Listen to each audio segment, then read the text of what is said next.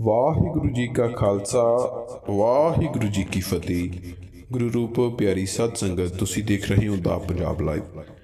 ਅੱਜ ਇੱਕ ਕਹਾਣੀ ਦੇ ਮਾਧਿਅਮ ਰਾਹੀਂ ਬੇਸ਼ਕੀਮਤੀ ਸਿੱਖਿਆ ਦੀ ਤੁਹਾਡੇ ਨਾਲ ਸਾਂਝ ਪਾਉਣ ਜਾ ਰਹੇ ਹਾਂ। ਪੁਰਾਣੇ ਸਮੇਂ ਦੀ ਗੱਲ ਹੈ ਕਿ ਇੱਕ ਇਨਸਾਨ ਇਸ ਜਹਾਨ ਤੋਂ ਰੁਖਸਤ ਹੋ ਗਿਆ, ਅਕਾਲ ਚਲਾਣੀ ਕਰ ਗਿਆ। ਜਦੋਂ ਉਸ ਦੀਆਂ ਆਖਰੀ ਕਿਰਿਆਵਾਂ ਪੂਰੀਆਂ ਕਰਨੀਆਂ ਸਨ, ਉਸ ਤੋਂ ਪਹਿਲਾਂ ਉਸ ਨੂੰ ਇਸ਼ਨਾਨ ਕਰਵਾਇਆ ਜਾ ਰਿਹਾ ਸੀ ਤੇ ਇਹਨੇ ਦੇ ਵਿੱਚ ਇੱਕ ਚੁਗਲਖੋਰ ਇਨਸਾਨ ਉਹਨਾਂ ਦੇ ਕੋਲ ਆ ਪਹੁੰਚਿਆ। ਹੁਣ ਚੁਗਲਖੋਰ ਇਨਸਾਨ ਆਦਤ ਤੋਂ ਤੰਗ ਸੀ, ਪਰੇਸ਼ਾਨ ਸੀ।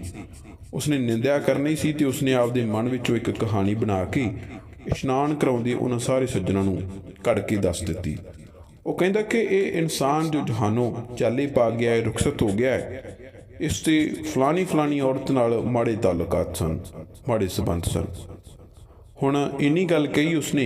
ਇਸ ਤੋਂ ਬਾਅਦ ਪਰਮਾਤਮਾ ਦੀ ਕਰੋਪੀ ਉਸ 'ਤੇ ਇਸ ਪ੍ਰਕਾਰ ਹੋਈ ਕਿ ਉਸ ਮ੍ਰਿਤਕ ਦੇਹ ਦੇ ਨਾਲ ਇਸ ਦਾ ਹੱਥ ਇਸ ਤਰ੍ਹਾਂ ਲੱਗਾ ਕਿ ਇੱਕ ਤਰੀਕੇ ਨਾਲ ਚਿਪਕ ਗਿਆ।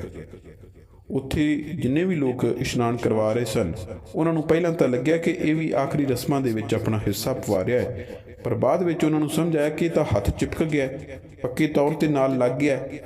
ਲੱਖਾਂ ਕੋਸ਼ਿਸ਼ਾਂ ਕੀਤੀਆਂ, ਲੱਖਾਂ ਯਤਨ ਕੀਤੇ, ਪਰ ਉਹ ਹੱਥ ਉਸ ਮ੍ਰਿਤਕ ਦੇ ਤੋਂ ਅਲੱਗ ਨਹੀਂ ਹੋ ਰਿਹਾ, ਉਸ ਚੁਗਲਖੋਰ ਇਨਸਾਨ ਦਾ।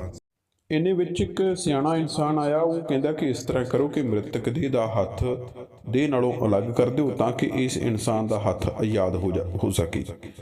ਪਰ ਮ੍ਰਿਤਕ ਇਨਸਾਨ ਦੇ ਪਰਿਵਾਰ ਵਾਲਿਆਂ ਨੂੰ ਇਹ ਗੱਲ ਮਨਜ਼ੂਰ ਨਹੀਂ ਸੀ। ਉਹ ਕਹਿੰਦੇ ਨਹੀਂ, ਇਸ ਤਰ੍ਹਾਂ ਨਹੀਂ ਹੋ ਸਕਦਾ, ਅਸੀਂ ਆਪਣੇ ਜਿਹੜਾ ਚੱਲ ਵਸਿਆ ਹੈ ਉਸ ਦੀ ਬੇਕਦਰੀ ਨਹੀਂ ਹੋਣ ਦੇਣੀ।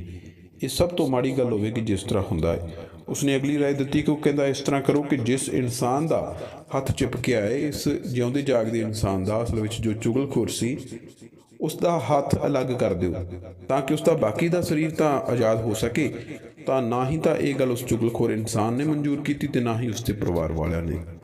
ਹੁਣ ਇਹ ਹੋਇਆ ਅੰਤ ਦੇ ਵਿੱਚ ਕਿ ਪਿੰਡ ਵਿੱਚ ਇੱਕ ਬਹੁਤ ਬਜ਼ੁਰਗ ਸੀ, ਪਰ ਉਹ ਦਾਨਿਸ਼ਮੰਦ ਸੀ, ਬਹੁਤ ਜ਼ਿਆਦਾ ਦਿਮਾਗੀ ਸੀ। ਉਸ ਦੇ ਕੋਲ ਪਹੁੰਚ ਕੀਤੀ ਗਈ, ਉਸ ਨੂੰ ਉੱਥੇ ਲੈ ਕੇ ਆਏ।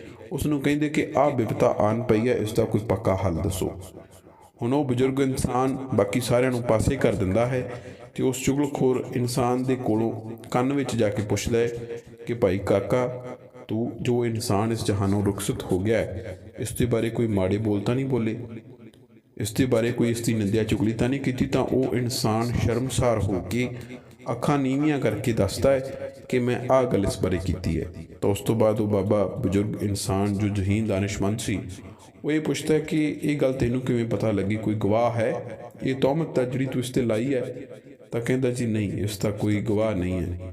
ਫਿਰ ਇਸ ਤੋਂ ਬਾਅਦ ਉਹ ਬਜ਼ੁਰਗ ਬਾਬਾ ਪੁੱਛਦਾ ਹੈ ਕਿ ਕੀ ਇਹ ਗੱਲ ਇਸ ਮਰਨ ਵਾਲੇ ਇਨਸਾਨ ਨੇ ਤੈਨੂੰ ਦੱਸੀ ਸੀ, ਖੁਦ ਦੱਸੀ ਸੀ, ਜਾਂ ਤੂੰ ਆਪਣੇ ਮਨ ਤੋਂ ਹੀ ਬਣਾਈ ਹੈ? ਤਾਂ ਉਹ ਕਹਿੰਦਾ ਜੀ ਨਹੀਂ, ਇਸ ਨੇ ਮੇਰੇ ਨਾਲ ਕਦੀ ਅਜਿਹੀ ਸਾਂਝ ਨਹੀਂ ਪਾਈ, ਕਦੀ ਕੋਈ ਗੱਲ ਨਹੀਂ ਦੱਸੀ। ਇਹ ਤਾਂ ਮੈਨੂੰ ਆਦਤ ਹੈ ਝੂਠ ਬੋਲਣ ਦੀ, ਨਿੰਦਿਆ ਕਰਨ ਦੀ, ਚੁਗਲੀ ਕਰਨ ਦੀ, ਕਿਸੇ ਬਾਰੇ ਕਿਸੇ ਇਨਸਾਨ ਦੀ ਕਿਰਦਾਰ ਕੁਸ਼ੀ ਕਰਨ ਦੀ। ਸੋ ਇਹ ਗੱਲ ਮੈਂ ਆਪਣੇ ਮਨੋਂ ਬਣਾਈ ਹੈ। ਤਾਂ ਫਿਰ ਉਹ ਗੱਲ ਬਜ਼ੁਰਗ ਨੇ ਸਾਰਿਆਂ ਦੇ ਸਾਹਮਣੇ ਕੀਤੀ ਕਿ ਭਾਈ, ਇਸ ਇਨਸਾਨ ਤੋਂ ਕੋਈ ਗਲਤੀ ਹੋਈ ਹੈ, ਇਸ ਗਲਤੀ ਦੀ ਸਜ਼ਾ ਇਸ ਨੂੰ ਮਿਲ ਰਹੀ ਹੈ। ਇਸ ਤਰ੍ਹਾਂ ਕਰੋ ਕਿ ਇਸ ਨੂੰ 90 ਛਿੱਤਰ ਮਾਰੇ ਜਾਣ, ਲਾਸ਼ ਦੇ ਨਾਲ ਹੀ ਖੜਾ ਕਰਕੇ। ਤਾਂ ਇਸੇ ਤਰੀਕੇ ਹੁੰਦਾ ਹੈ, ਉਸ ਬਜ਼ੁਰਗ ਇਨਸਾਨ ਨੇ ਜੋ ਹੁਕਮ ਦਿੱਤਾ ਹੈ, ਉਸ ਹੁਕਮ ਦੀ ਤਾਮੀਲ ਹੋਣ ਲੱਗਦੀ ਹੈ। ਉਸ ਨੂੰ 90 ਛਿੱਤਰ ਮਾਰੇ ਜਾਂਦੇ ਹੈ ਤਾਂ ਉਸ ਦਾ ਹੱਥ ਥੋੜ੍ਹਾ ਜਿਹਾ ਪਹਿਲਾਂ ਨਾਲੋਂ ਰੈਲਾ ਹੋ ਜਾਂਦਾ ਹੈ। ਉਸ ਨੂੰ 90 ਛਿੱਤਰ ਹੋਰ ਮਾਰੇ ਜਾਂਦੇ ਆ ਉਸ ਦਾ ਹੱਥ ਪੂਰਨ ਤੌਰ 'ਤੇ ਆਜ਼ਾਦ ਕਰਾਉਣ ਲਈ।